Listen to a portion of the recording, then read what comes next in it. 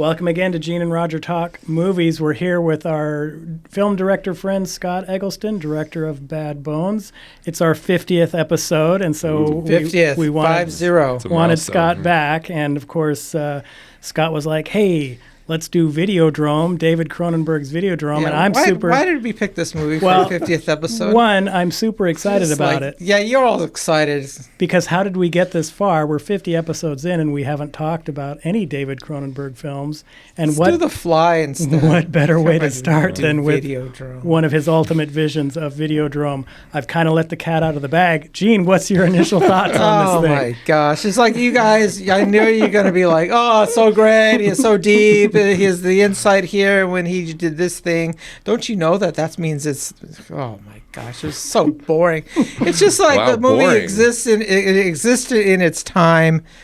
Well, I think the message he has is that if you watch a lot of media, it can alter your perception of reality is true. And I think we see that abundantly in today's culture. Is that people just watch videos all the time, and it affects their reality, and they're just become crazy people, and I think this movie alludes to that, and I think that's a true message.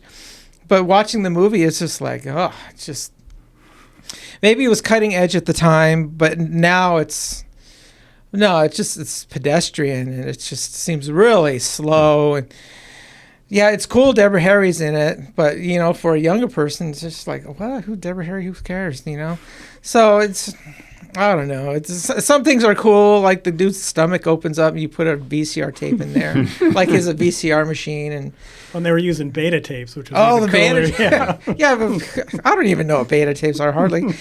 But, it's just, it existed well at its time. Was it 1983, right? 83 release, yeah. Yeah, at its time as well. But do I recommend this movie for a 2023 audience? I got to give my thumbs down on this one. Wow. That was quick, boy. It was, and I guess thanks for tuning in. We'll catch you next week. But let's get these guys are going to I'm assuming an opposing viewpoint. Scott, where are you at with this one? Well, I'm actually glad that Gene tends to have opposing viewpoints, because then it provokes discussion, which is the whole purpose. Right. Versus we all love the movie and that's it. By the way, this movie was a flop when it came out. Mm-hmm. So as far as when you say it was kind of accepted when it came out, it wasn't. Oh, okay. And with a lot of Cronenberg stuff, I did like the movie. Like is sort of a subjective term, because his movies, especially in this era, are all kind of nasty in a certain way and very subversive.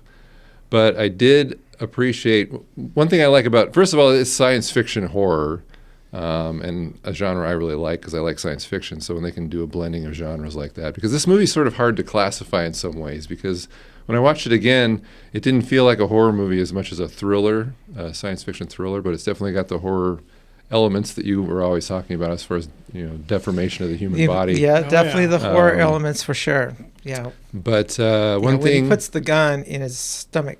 Yeah. Yeah. Well, and it's like the stomach becomes like a cabinet. I thought he was going to put his hand in the stomach and pull out a sandwich or something. It's just like, what do you got in there? Well, and one thing I will say about movies that I tend to like, besides the genre, is that first of all, they show you things you've never seen before. If you've never seen this movie, you do not know what's coming. No. Right? It's unpredictable, to be sure, and it shows you some really unusual. There's some scenes in this movie. The slit in the stomach is definitely one. Him, making out with the television, basically, where he presses his face into the TV, which is an incredible practical effect. Yes. Rick Baker. Yes, the master of makeup, for sure. And the other one being the gun that forms into his hand. You can see his tentacles coming out of his hand. Right. It literally fuses with his body. And you mentioned The Fly. It was kind of the pinnacle of his commercial career, I think. And this movie is two movies before that. The movie right after this one was The Dead Zone, which he directed, didn't write. But then The Fly, of course, has kind of incorporated all of his themes in a very commercial way. And he always wanted to do The Fly, I believe. But anyway, but I like this movie because it shows us a lot of weird stuff, and it does something that I also appreciate in a filmmaker, which is it starts off weird and does not get conventional. It doesn't explain anything away like a Scooby-Doo episode, right? It's like all these weird things are happening, and it's just the land developer trying to scare everybody away. No, he doesn't do that. He goes through some really interesting ideas, and he kind of builds upon those. I mean, it's like you say, Gene. It's like the watching of this media literally like warps your body and your mind. I mean, there's a lot of things that alludes to him hallucinating a lot of the time, but I tend to think that a lot of this is like really happening.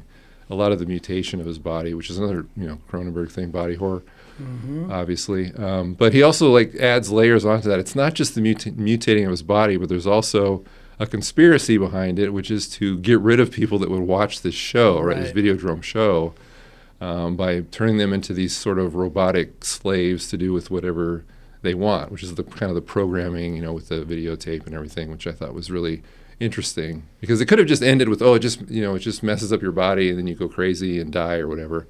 But no, it adds another level to that, which I appreciated. So I did. I mean, and I say, I like this movie in quotes because it does have a, as you said earlier, kind of a grimy feel to it. It's a grimy feel. You watch this movie and you want to take a shower after it. Yeah, I mean, it's not a happy ending, right? But I think it's worth seeing for sure, and it's probably my favorite of his early period, because I know after this he kind of goes legitimate and goes Hollywood and everything. Oh yeah, The Fly would be Hollywood legit. Oh, definitely, yeah, definitely. But I mean, James Woods is great in this movie. Yes. Perfectly. I'm always impressed by this movie. He's supposed to be this smut peddler, right? I mean, he runs this TV station that airs softcore pornography and violence and stuff, and yet you empathize with him. Because I watch this guy, I would never empathize with a character like this. If I knew somebody like this in real life, I would avoid them at all costs. But you feel for the guy, and so you kind of go on this journey with him. But right, and I thought Gene maybe would like the movie a little bit more than he did, because it does incorporate that kind of journey of discovery that you like with The Omen and stuff, right, where you're uncovering more and more information along with the character. But as far as a Cronenberg film goes, I of course love David Cronenberg. I think he's one of the few true geniuses of cinema, and this is just an additional layer of his overall vision, which started way back with The Brood and Scanners and the They Came From Within, I think it is. And the ultimate realization of his vision actually ends up being in Crash, in my opinion, which is the film. Have you seen that one, Scott? Crash, where they are only sexually aroused by car crashes and physical pain, and so the more damaged and scarred your body is from these accidents, the more sexually attractive you are to people. Because that's what David Cronenberg is about, is this complete degradation of the human body and the human form, and changing into something else. And this is, I think, generally recognized as kind of the high point of that vision, because it is going in so many different directions. And the whole idea, there's a line in there where they're talking about the new flesh. You've got to have the new flesh. Long live the new flesh. And you're going through a lot of body transformations as you're getting inundated with this media, which is causing brain tumors, which is then causing these hallucinations. And it's just right in David Cronenberg's alley. So if you're a fan of David Cronenberg, you already know how good this movie is. And I'm disappointed that Gene dislikes it so much. But I do think you're saying in 2023 it doesn't resonate, and I would actually disagree with that, because I'm looking at it from the media consumption angle. What do we have right now? Look at like One America News Network and MSNBC, two completely opposing dynamics that are feeding information to whoever wants to watch it. And is there any truth in either one of those? I don't know. Yeah, but it's debatable. You can tell, right? It's feeding into this person. It's actually changing you as a person. Whoever is watching either one, they are affected differently, and their outcomes will be different. And I love, there's a line of dialogue, there's another character I really like in here, and for the first time ever I've actually brought notes, and I'm so sorry. I was tempted to bring notes, but I didn't. But the only notes I actually brought were just some quotes that I wanted to make a point of bringing up. But there's a character in this film, his name is Brian Oblivion. he actually plays a pivotal role in it. But I love this character because he only appears on TV while he's on TV. So there's like a videotape of him and the camera is shooting the fact that he's on TV and he's talking to you. And the line that is given to explain this character, and it's from his daughter explaining about her father, Brian Oblivion. She says, he's not engaged in conversation for at least 20 years. The monologue is his preferred mode of discourse. What is TV watching? You are having them monologue to you, and you're not able to give it back to them. Yeah, there's no back and forth. And I just thought I thought that was a beautiful line, and really, yeah, that's what TV is. That's what Fox News is. That's what any show you watch is. They are just feeding you information. Yeah, they're all like that. And these more subversive news channels, they feed you whatever information they want. You know, Fox News had to settle that huge thing about Dominion. The election stuff, Dominion. They knew they were lying to you. They did it anyway, and people believed it. And that, I think, is at the core kind of Videodrome's message. You keep feeding that stuff to you. It's changing your reality because they do talk about that. Your reality is already half video hallucination. If not careful, it will become total hallucination. You'll have to learn how to live in a very strange new world. Are we there right now in America? Yeah, we're there. We have arrived. Yeah, I think there are the media. I mean, there's a lot of variations of media, of course. I think for young people, it's, Instagram, TikTok, probably TikTok more. It's just all attached to that thing you put in your hand, Mm-hmm. So there's lots of media out there, and it definitely affects us. Changing your reality. And if you're a parent, and that's what I am, and you're always thinking, is that the authentic kind of life that I want for my kid? To be looking at this thing, So it just bothers me that my kids are looking at this thing a lot. I want them to put it down and. Have real conversations, read a book that has paper, like that. Right, exactly. And there's another quote I like where Max Wren, who is the James Wood character, he's talking to this woman, an older woman named Masha, who is apparently like somebody who finds material for him, videos and things that he may show on his station, and he kind of sets her out to find the Videodrome. Where is this coming from? What is the deal with this thing? And she basically comes back to him at one point, and Max Wren is saying, she's saying, oh, Videodrome's real. They're really killing people for real on this show. And Max Wren says, why do it for real? It's easier and safer to fake it. And then Masha says, it has something that you don't have. It has a philosophy, and that is what makes it dangerous. Well, what do all these news stations have? They have a philosophy that they are feeding to you, and through this monologue system, you can't talk back. You just have to sit there and listen. Yeah. A little deeper than you thought, huh, Gene? No, well, not at all. You can always just turn it off and go for a walk. Yeah. Well, I think we should also mention to your listeners too that if they are not familiar with this movie, that the way like James Wood's character Max gets exposed to this is from his engineer buddy, who says, "Oh, we got this pirate broadcast, right? And I love that. You should check it out." Harlan, who actually think that character is really annoying. He's probably the most annoying character in the movie because he keeps calling him Patron and being really, he's kind of over the top and kind of condescending and doesn't always fit in with some of the other characters. And I was grateful when he died in a spectacular fashion. But he kind of tricks him into watching this show, right? Which we find out later is what causes the brain tumors, which causes the hallucinations and the mutations and everything. And he himself never watches it. Right. He sort of dupes him into watching this, and we find out later that it's not a pirate broadcast.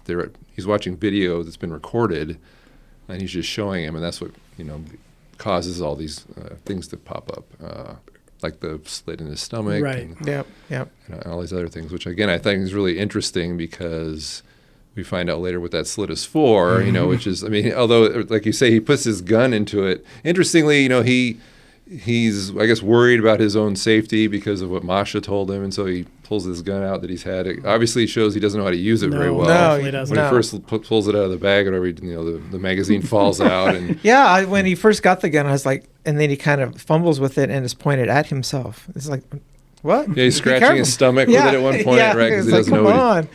But then he sees the slit, which kind of comes out of nowhere, which is Right. the first time you see that. I mean, it's pretty startling, right? Because he's scratching his stomach. There's like a red line on his stomach, like a blemish or something. And then the next time it's like this wide open thing.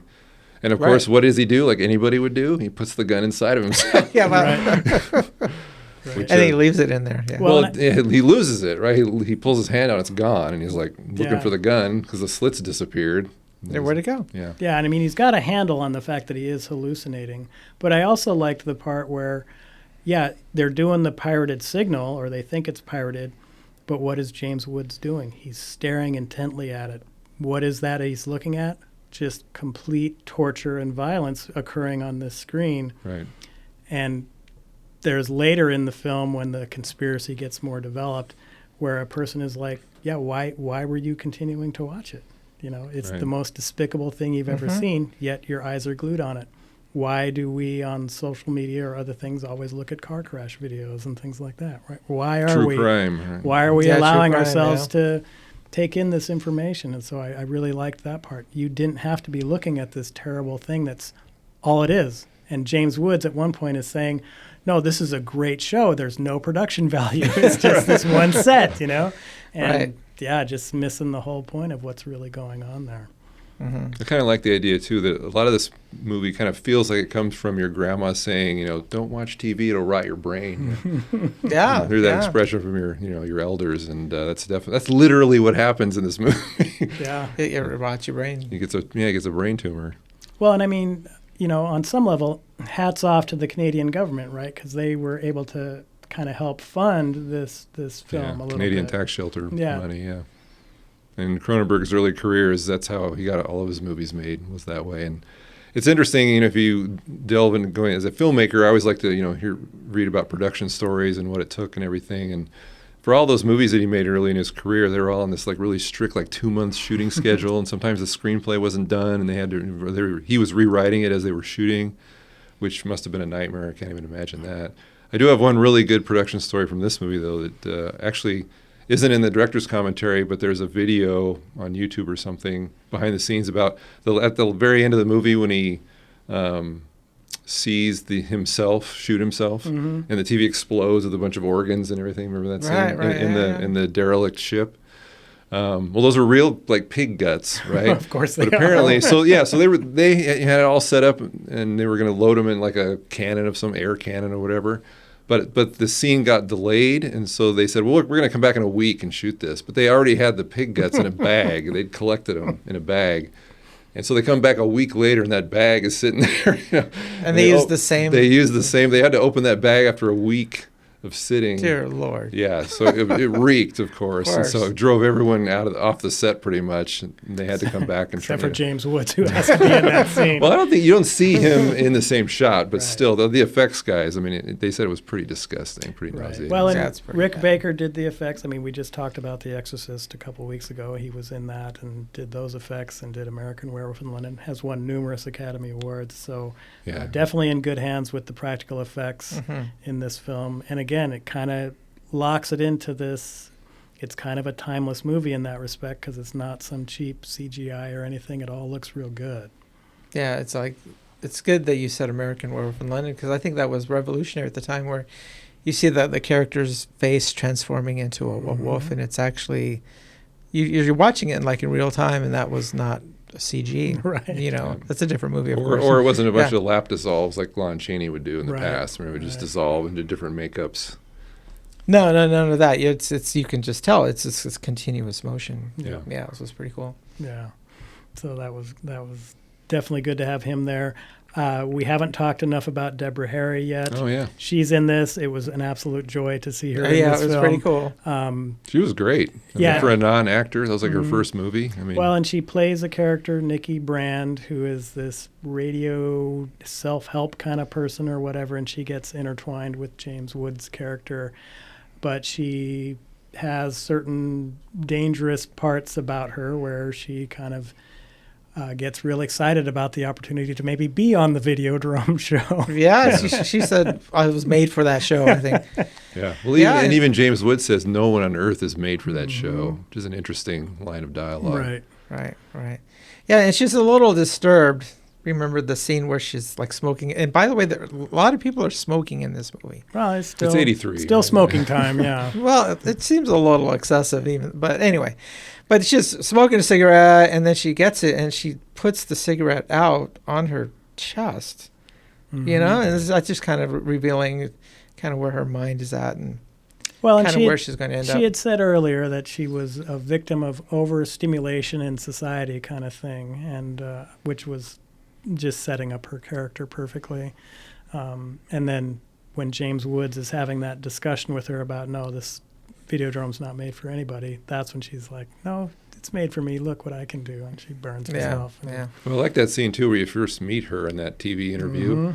And they're talking, and James Woods points out that that red dress is very stimulating, which actually apparently came from a real interview that Cronenberg was in. The same exact thing. He was on a TV interview, and there was a woman on the show in a red dress.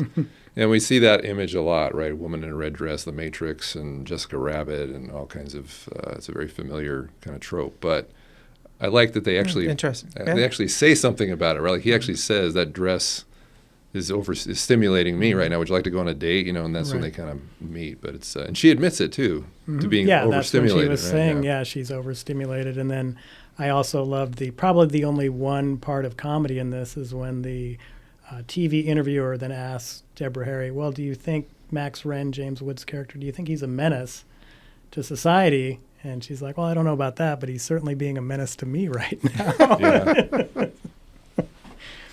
But no, she's great. And then later, she's good, of course, she goes virtual, right? Because she disappears after she goes to Pittsburgh, which is apparently where the Videodrome show is shot. Right, and there's some confusion as to whether she even ever existed at all, right? Remember, because the Brian Oblivion's daughter, I think it is saying that, no, this person was just created in your mind to set you up to get you to this point, you know, so...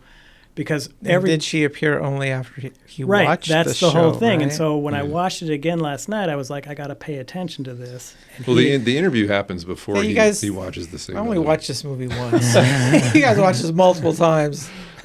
And so it's just like, wow, you know, and this is David Cronenberg, right? He does stuff like this all the time. He makes movies, I'm going to say complicated to figure out sometimes, but if you watch them more than once, you can start seeing kind of the pattern he's going through, or the plateau he's on, or whatever. But Gene, you still just are, no, this movie's garbage. Yeah, I don't know. I just wasn't like the word it's compelling. You know, like Scott, you said you liked the protagonist, James Wood. In a way, I didn't like that guy. You know, so I wasn't really, you know, involved or, you know, compelled to have an emotional investment, you know, in his progression or in his discovery. You know, it was just like, I don't know how to describe it, but maybe I was just tired. I don't know, but I just wasn't into the movie. Well, it's interesting that he does some things that I think make that he didn't have to do in the script, but he does them anyway. Like Cronenberg clearly writes them a certain way. For example, you know, he decides to show Nikki Videodrome, or she says, what's this? You know, she puts it in, and of course it's rough, right? And he says, she reacts to it, and he says, I'll turn it off, you know. Like he actually kind of cares about her a little bit, or thinks this isn't for everybody, obviously. I'm not so insensitive that I can't maybe make a judgment call on this. But stuff like that, I think he's written to be a little more sympathetic than just be this kind of desensitized smut peddler. Which I thought was interesting because, again, I would not expect to sympathize with a character like that, the way it's written.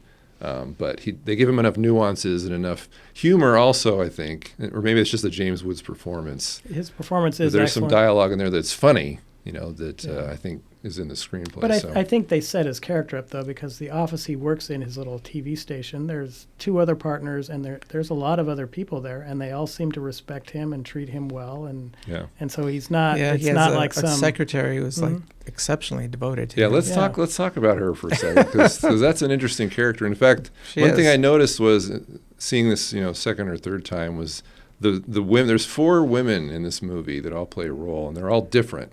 And so I really think that's really interesting. Like the secretary friend, whom you see at the very beginning, you know what her name is? No. Her name is Bridie.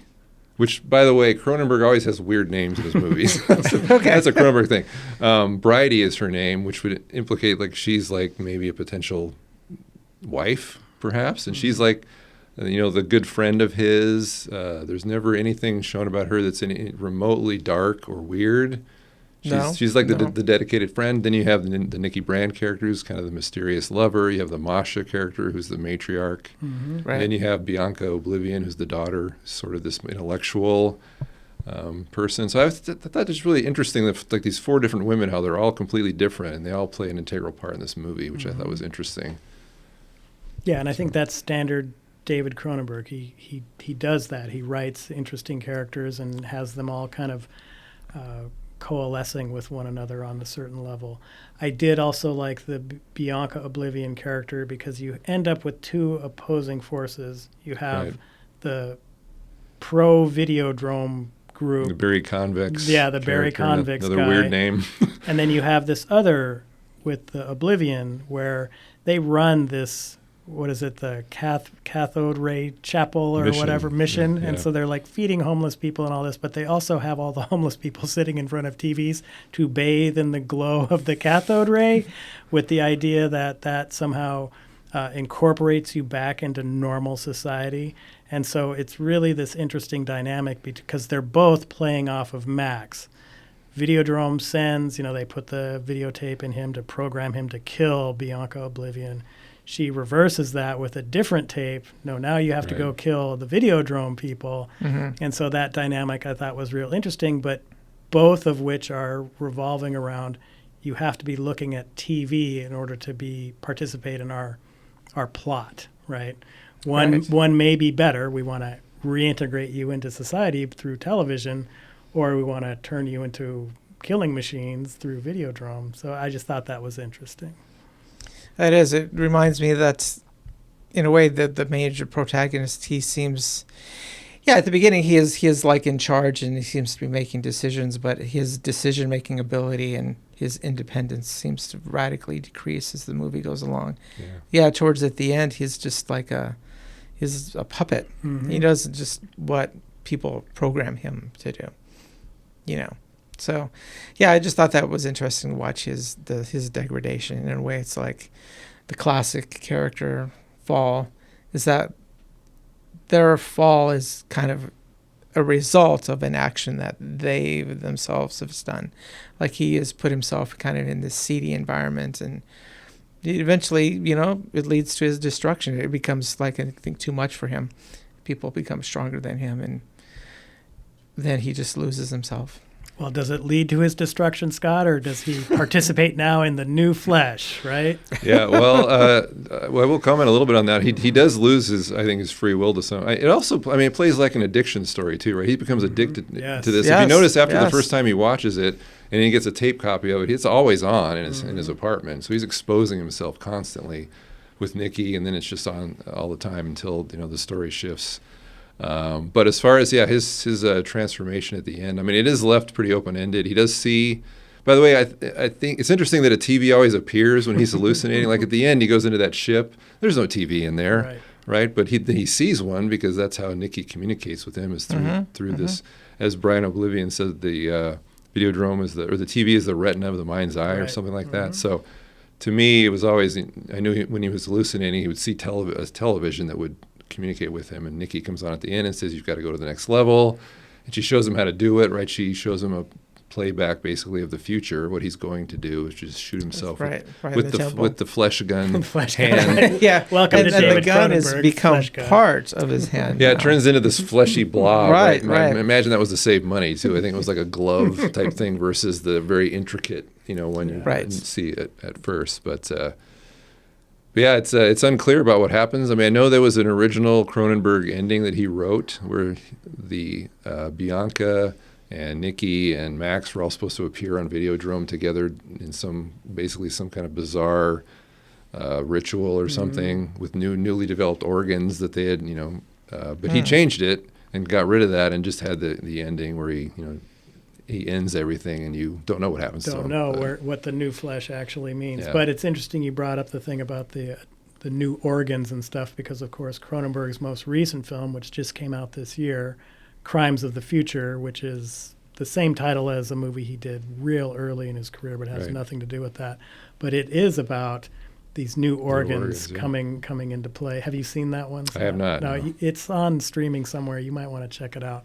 But it's Shudder.